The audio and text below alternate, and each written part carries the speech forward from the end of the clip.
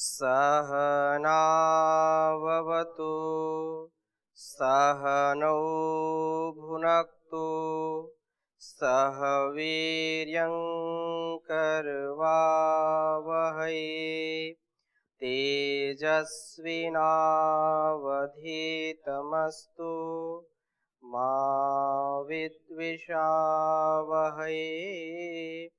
ओम शांति शांति शांति। ब्रह्मचर्य का निरंतर हम स्वाध्याय कर रहे हैं। अथर्ववेद के इस ब्रह्मचर्य सूक्त का हमने 11वें मंत्र को समझने का प्रयास किया। आज हम नए मंत्र के साथ इसका स्वाध्याय आरंभ कर रहे हैं। 12वां मंत्र जो एक ब्रह्मचारी के लिए विशेष है और ऊर्ध्वरेता, क्योंकि यह ब्रह्मचारी मेघ रूप ब्रह्मचारी, ऊर्ध्वरेता ब्रह्मचारी जो अपने जीवन में कभी भी पतित नहीं होता है, बल्कि अपने त्याग से, अपने तप से अपने आप को इतना विकसित कर लेता है कि उसके द्वारा जो की हुई तपस्या है, उस तपस्या से, उसके तेज से, ओज से ये पूरी धरा संतृप्त होती है। जैसे वर्षा में यह धरा तृप्ति का अनुभव करती है, वैसे ही एक ब्रह्मचारी जब ऊर्ध्वरेता बनता है, पूरा अखंड प्रचंड पुरुषार्थ करके ब्रह्मचर्य का पालन करता है, तो उसका जीवन मेघ के समान हो जाता है। उसका जीवन उत्साह को बढ़ाने वाला हो जाता है। तो ऐसे भावों के साथ इस मंत्र का आज हम स्वाध्याय करेंगे। आप मंत्र लिख लीजिए। अभिक्रंदन स्तन्यन तरुणः।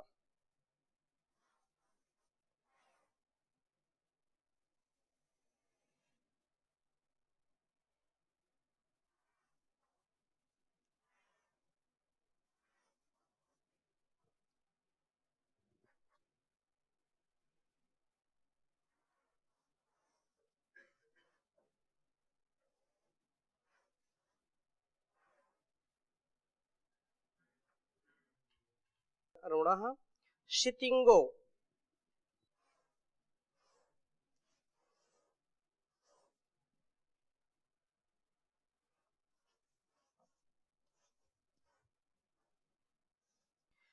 बृहच्छेपोऽनु भूमौ जभार।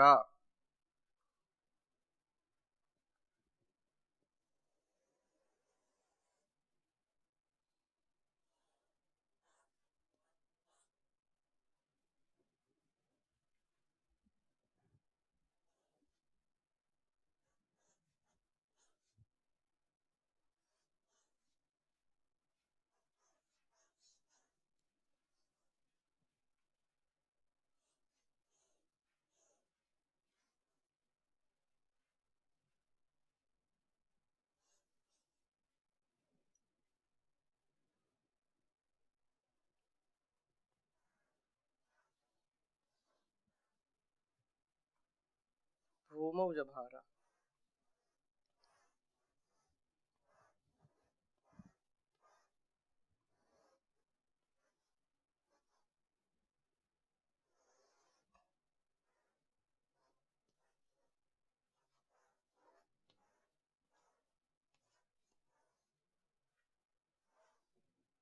और आगे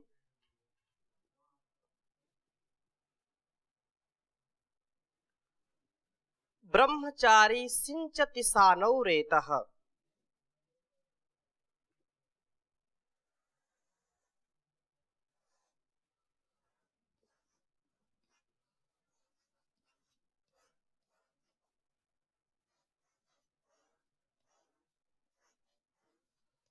ब्रह्मचारी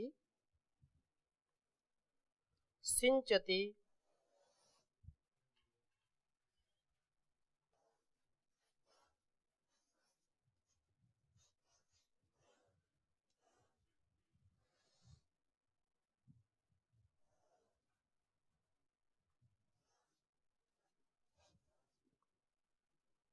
सानौ रेतः।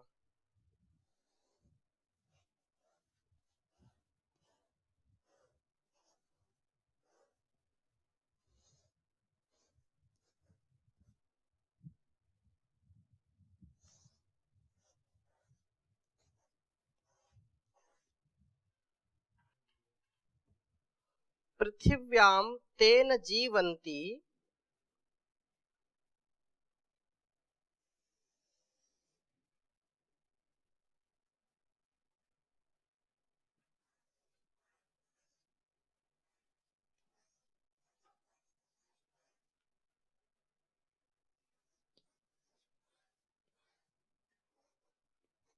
पृथिव्यां तेन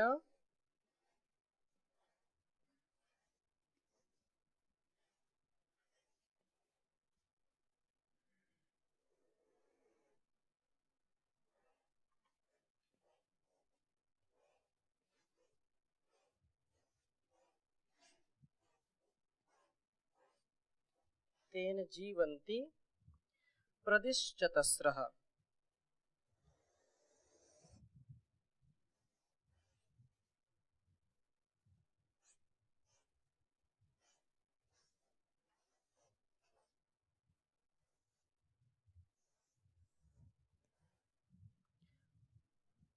प्रदिश्चतस्रः।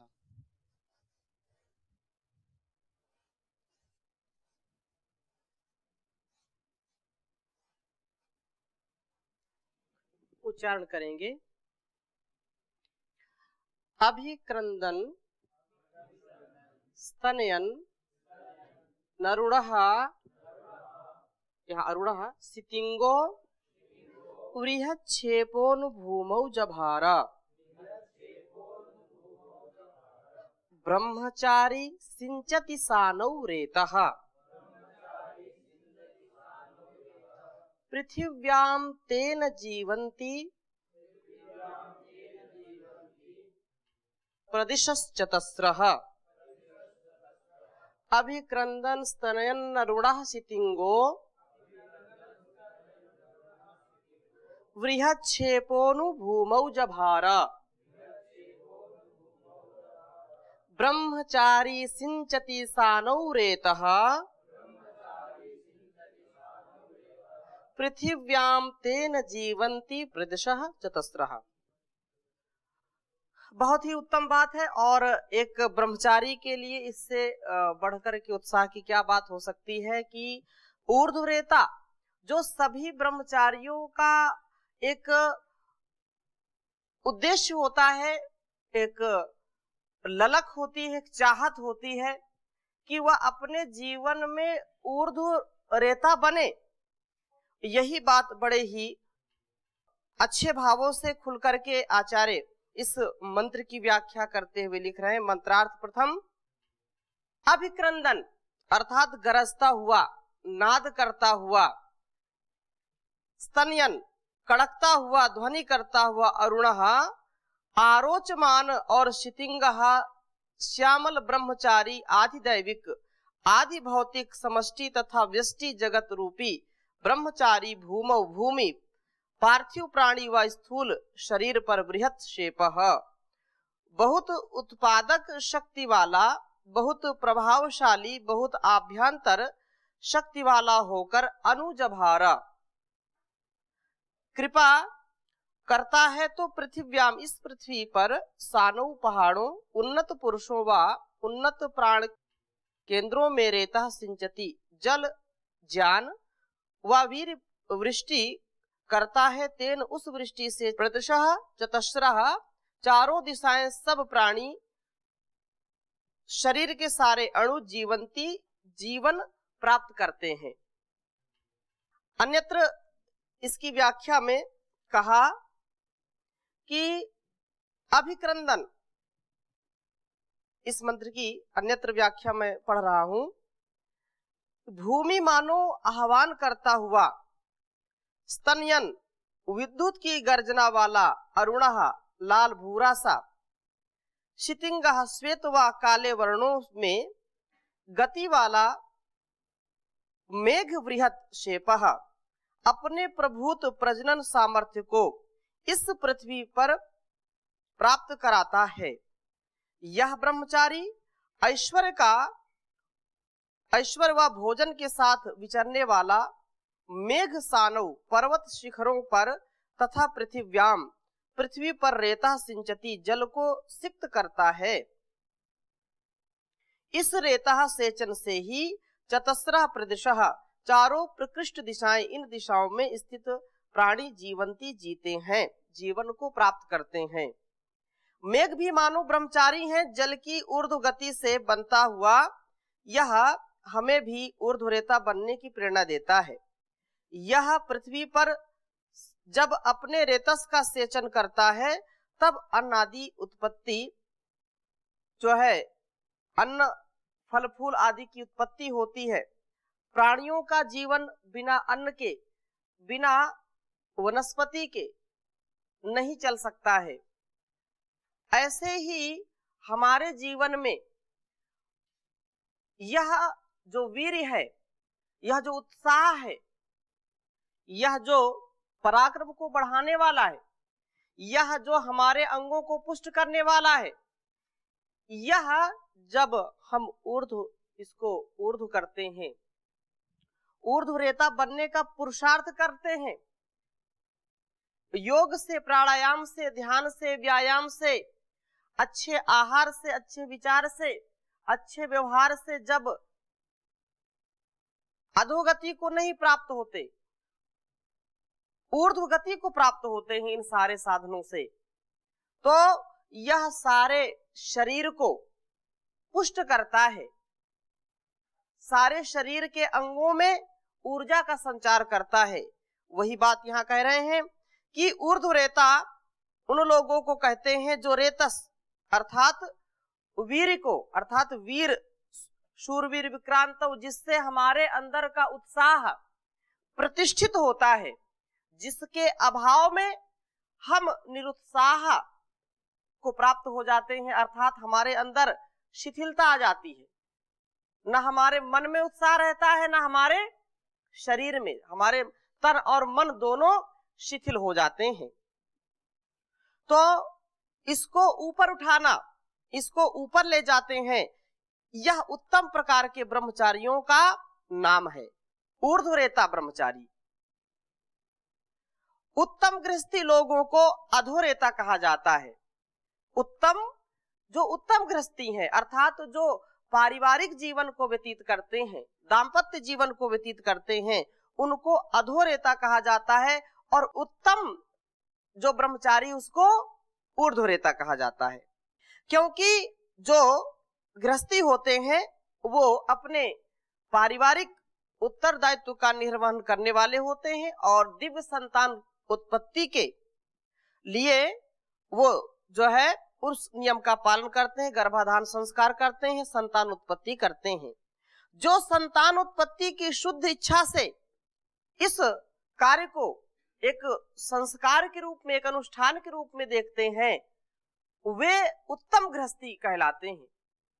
और जो इसका भोग की दृष्टि से, तो चाहे ब्रह्मचारी न होकर के गृहस्थी हो, अथवा गृहस्थी भी नहीं है, न वो ब्रह्मचारी है न गृहस्थी है, जो बीच के लोग होते हैं, मध्य होते हैं, उनको दिशा ही नहीं मिल रही है कि ब्रह्मचारी बने या गृहस्थी बने। बीच के द्वंद्व में जो लटके रहते हैं, जो भटकते रहते हैं, यदि वे भोग की दृष्टि से ब्रह्मचर्य का खंडन करते हैं, ब्रह्मचर्य का नाश करते हैं, तो ब्रह्मचारी को तो कहा ऊर्ध्वरेता, और गृहस्थी जो सदगृहस्थी है उसको क्या कहा, अधोरेता। लेकिन जो बीच में केवल भोग के लिए परेशान रहते हैं, जिनकी इंद्रियां संयमित नहीं है, जो अपने कर्तव्य को ठीक ठीक नहीं निभाते हैं, इंद्रियों को खुला छोड़ देते हैं, असंयमित जीवन जीते हैं, उनको क्या कहा जाए, उनके लिए कोई नाम क्या रखा जाए? तो आचार्य कह रहे हैं उन्हें भ्रष्ट रेता कहिए। उन्हें क्या कहिए? भ्रष्ट रेता। जो भ्रष्ट है, उनको पथ ही नहीं मिल रहा, उनको रास्ता ही नहीं मिल रहा है, केवल अपनी इंद्रियों की लोलुपता के कारण वह अपने शरीर से खिलवाड़ करते हैं, अपने स्वास्थ्य से जो खिलवाड़ करते हैं उनको भ्रष्ट रेता कह दीजिए। पर उनका तो यहां कोई जिक्र नहीं किया जाएगा, यहां उनका कोई जिक्र नहीं है, केवल संकेत मात्र किया है। जो वीर को ऊर्ध्वगामी किए बिना ब्रह्मचर्य को नहीं साध सकता है, बिना ब्रह्मचर्य के हमारा जीवन नहीं चल सकता है, और बिना ऊर्ध्व रेता हुए बिना हमारा ब्रह्मचर्य भी चल नहीं सकता है। जीवन को चलाने के लिए ब्रह्मचर्य का पालन आवश्यक है, और ब्रह्मचर्य का पालन करने के लिए आपको ऊर्ध्वरेता बनना आवश्यक है। और वीर को ऊर्ध्वगामी करने के लिए तपस्या ही साधन है, जो पहले तपस्या की बहुत चर्चा की है। ब्रह्मचारी की जिस तपस्या का पृथ्वी और देव की ये दो अग्नियों के बीच में की जाने वाली जिस तपस्या का वर्णन हमने गत मंत्र में पढ़ा था, उसका किया गया व्याख्यान हमने सुना, उसके अनुसार ब्रह्मचारी न केवल अपने व्यक्तिक रूप में किंतु जगत के आधिदैविक रूप में भी किस प्रकार से ऊर्ध्वरेता हो जाता है, इस बात का वर्णन इस मंत्र में पढ़ेंगे, उसका जो है मनन करेंगे, चिंतन करेंगे। इस विशाल जगत में अर्थात आधिदैविक रूप से ऊर्ध्वरेता होने से किस प्रकार सब जगत का जीवन धारण हो रहा है, यदि पाठक इसे देख ले तो फिर इन्हें जो है इसके साथ साथ आध्यात्मिक और आदि भौतिक रूप में अथवा व्यष्टि या समष्टि प्राणी जगत में भी ऊर्ध्वरेता होने के अभिप्राय और प्रभाव को समझते जाना आसान हो जाएगा। बहुत उत्तम बात है, क्योंकि जब हम इस चीज को समझेंगे तो इस संसार का भी उपकार होगा और इस शरीर का भी उपकार होगा, हमारे ज्ञान की भी परिपक्वता बढ़ेगी और हमारे शरीर का भी सामर्थ्य बढ़ेगा। यदि हम अपने बुद्धि को, अपने ज्ञान को परिपक्व करना चाहते हैं, बुद्धि की शुद्धि करना चाहते हैं, तो बिना तपस्या के सिद्ध नहीं हो सकता है। सिद्धि तभी होगी जब हम बुद्धि की शुद्धि के लिए तप करेंगे, ज्ञान को अधिक से अधिक अपने ऊपर जो है आरोपित करें, ज्ञान का हम आचरण करें, ज्ञान युक्त आचरण हो। इस जगत का सिर देवलोक है, हृदय अंतरिक्ष और नीचे का स्थूल भाग पृथ्वी है। बार बार ये बात आ रही है, जो भी हमारा व्यवहार है इन तीन चीजों में ही होता है, शरीर से, हृदय से और मस्तिष्क से। यह जगत रूपी ब्रह्मचारी अपने आप को देव और पृथ्वी की अग्नियों के बीच में सम रखने का तप करता है। अतएव इस जगत में जीवन चलता रहता है। स्थूल दृष्टि से इस जगत का जीवन रस, वीर्य, जल है अर्थात पानी है। बाहर का आपहा पानी देवता ही अंदर रेतस अर्थात वीर्य बना है। यह उपनिषदों और वेद में बहुत प्रकार से स्पष्ट किया जा चुका है। यदि आप ध्यान दीजिए, यदि जगत में, इस पृथ्वी में जल ना हो तो कोई भी वनस्पति, कोई भी अन्न उग नहीं सकता। अन्न नहीं होगा तो प्रजा नहीं होगी। अन्न से ही हमारा रस, रक्त, मांस, मज्जा, अस्थि, ये जो है हमारी सप्त धातुएं पुष्ट होती हैं, वीर, ओजस आदि बनते हैं। और जब हमको अन्न ही नहीं मिलेगा तो हमारा सामर्थ्य संतानोत्पत्ति का नहीं होगा। दो प्रकार से संतानोत्पत्ति की जाती है, एक तो शरीर से संतानोत्पत्ति होती है और एक ज्ञान से संतानोत्पत्ति होती है। गुरु के गर्भ में आकर के नया जन्म हमको मिलता है और माँ के गर्भ में हमारा शरीर जो है पुष्पित और पल्लवित होता है।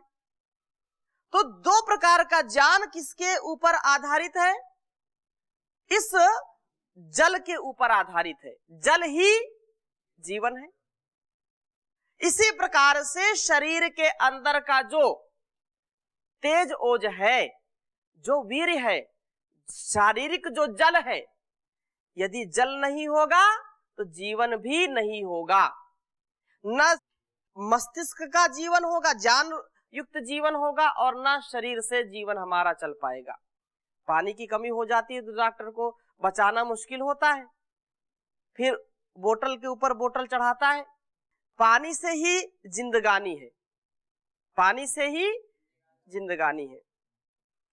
जल है तो कल है, जल नहीं तो कल भी नहीं है। तो यह चाहे जो वर्षा होती है उसको हम जो है रेतस माने, और शरीर के अंदर जो जल है, जो सामर्थ्य है, जो शक्ति है, जो उत्साह है, जो वीर है, उसको हम जीवन का आधार समझें, जीवन जीने का मूल कारण उसको समझें। ऐसा जो जानता है वो कभी इससे खिलवाड़ नहीं करता, कभी इसको ऐसे बहाता नहीं है। बाहर भी कोई पानी ऐसे बहाने लगे बिना किसी प्रयोजन के तो लोग बोलते हैं कि क्यों बहा रहे हो फालतू में पानी। शहरों में तो विशेष है, क्योंकि पानी की कीमत उनको मालूम है। तो यहाँ तो कोई परेशानी नहीं, एक बाल्टी में नहाओ चाहे 10 बाल्टी में नहाओ, कोई टैक्स तो लगने वाला है नहीं। कहने का आशय ये है कि हम जीवन को यदि संतुलित करना चाहते हैं, जगत को संतुलित करना चाहते हैं, तो संयम ही उसका मुख्य उपाय है। तो इस जगत का जो है कल्याण करने वाले के लिए यह बहुत जो है आवश्यक है। सो यह जल रूपी वीर तपस्या करने से ऊपर उठता है। जैसे पृथ्वी में जो जल होता है यह उष्णता से ऊपर जाता है, भाप के रूप में जाता है, हाँ, और ऊपर फिर स्थापित हो जाता है। ऊपर से यदि वर्षा ना हो तो परेशानी हो जाए, यदि नीचे से यह ऊपर ना जाए तो वह प्रक्रिया भी पूरी नहीं होती है। जब वर्षा होती है तो पूरी धरती जो है संतृप्त हो जाती है, उसकी प्यास बुझ जाती है। तो जितना ताप उष्णता अधिक होता है, उष्णता आप अपने अंदर कैसे करेंगे? तो जैसे उपाय बताया, प्राणायाम से, योग से, व्यायाम से, तप से, पुरुषार्थ से, अपने आप की जो इंद्रियां हैं उनको नियंत्रित करने से आपका तप सदा बढ़ता रहता है। तो यह तपस्या व समता इस जगत में स्पष्ट देखे जा सकते हैं। वह जल द्युलोक की अग्नि सूर्य के आकर्षण के कारण सब ऊपर सूर्य में जाकर के शोषित नहीं हो जाता, और न नीचे पृथ्वी की अग्नि के आकर्षण के कारण नीचे ही पड़ा रहता है, किंतु बीच अंतरिक्ष में स्थित होता है। जैसे सूर्य के प्रकाश से जल तो ऊपर जाता है लेकिन सूर्य के पास नहीं जाता, वो बीच में स्थापित हो जाता है, बीच में रुक जाता है अंतरिक्ष लोक में। और इसी कारण अंतरिक्ष का महान समुद्र बना हुआ है। जितना जल नीचे हम देखते हैं उससे भी ऊपर अधिक जल है, ऐसा कहते हैं। कहाँ कैसे रुका है ये ईश्वर की व्यवस्था है। बल्कि अंतरिक्ष बना हुआ है। जैसे मनुष्य अपने हृदय में अपना जीवन केंद्र रखता है, वैसे ही इस जगत का जीवन केंद्र भी अंतरिक्ष में है। वही ब्रह्मचारी का आत्मा रहता है, वहीं से यह आत्मा देव और पृथ्वी के साथ ठीक प्रकार का संबंध रखता है और दोनों को जीवन देता है। हम जानते हैं कि सूर्य रश्मियों के कारण अंतरिक्ष समुद्र में आवश्यकता होने पर मेघ बनते हैं और पृथ्वी के उन्नत स्थानों अर्थात पहाड़ों पर बरसते हैं। जो ऊंचा स्थान होता है वर्षा सबसे पहले वहीं से आरंभ होती है, पहाड़ों पर टकराते हैं ऐसा कहते हैं, और फिर धीरे धीरे वह पूरी पृथ्वी पर व्याप्त होता है। पहाड़ों का पानी जो है नदी रूप में, स्रोत रूप में और नाना रूप में होकर के भूमि के नीचे नीचे जो है वासी को जीवन रस पहुंचाता है।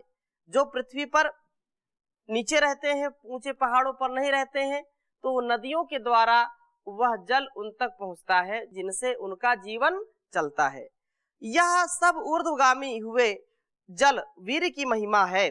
जब जल सूक्ष्म होकर के ऊपर उठता है तब वह जल स्थूल जल नहीं रहता, वह वाष्प बन करके ऊपर उठता है। जैसे कि वीर्य ऊपर उठ करके सूक्ष्म वीर्य अर्थात ओज बन जाता है, ओज बन करके यह ऊपर उठता है। ओज के रूप में ही वह सारे शरीर को धारण करता है, शारीरिक जीवन का आधार बनता है। सूक्ष्म जल वाष्प रूप में ही आंतरिक समुद्र में रहता है, जो कि सब जगत का जीवन आधार है। इस सूक्ष्म जल का जब कुछ अंश पृथ्वी को जीवन वर्षा देने के लिए स्थूल रूप धारण करता है, तो यह शुद्ध रूप में आता है। इसमें पृथ्वी की मलिनताएं नहीं होती और द्युलोक की दिव्यता मिली होती है। जैसे कि ओज के समुद्र के कारण ब्रह्मचारी में जो कुछ स्थूल वीर्य स्थूल शरीर के लिए उत्पन्न होता है, वह शुद्ध ही होता है। वह शारीरिक मलिनता, उत्तेजनावश होने वाली प्रवृत्ति से रहित तथा दिव्यता, आत्मशक्ति, तेजस्विता से युक्त होता है। तात्पर्य यह है कि ऊपर से बरसने वाला जल शुद्ध होता है, दूसरे प्रकार का होता है। वह शुद्ध इसलिए होता है क्योंकि तपस्या द्वारा ऊर्ध्वगामी किया जाता है। तपस्या द्वारा देव और पृथ्वी के सम उचित गुणों से युक्त होता है। अभिक्रंदन, गर्जन करता हुआ, नाद करता हुआ, स्तनयन अर्थात कड़कना व ध्वनि, इन दोनों जो शब्दों में जो मेघ अर्थात जगत के अंतरिक्ष की या ब्रह्मचारी के अंतरात्मा की आवाज का वर्णन किया गया है, वह भी मेरी समझ में देव और पृथ्वी इन दोनों के आकार वाणी पर पड़ने वाले और इन दोनों पर असर करने वाले उचित सम प्रभावों को सूचित करने के लिए है।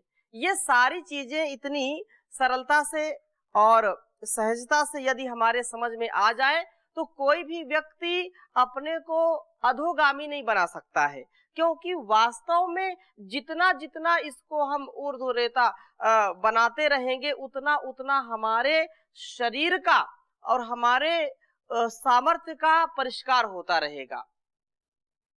जैसे वर्षा से सारे पहाड़ और पहाड़ों के बाद फिर नदियों में जल जाता है और सारे पृथ्वी को संतृप्त करते हैं, सारे जीव जगत को वह जीवन प्रदान करता है, वैसे हमारे सारे अंगों की पुष्टि के लिए यह ब्रह्मचर्य बहुत ही आवश्यक है।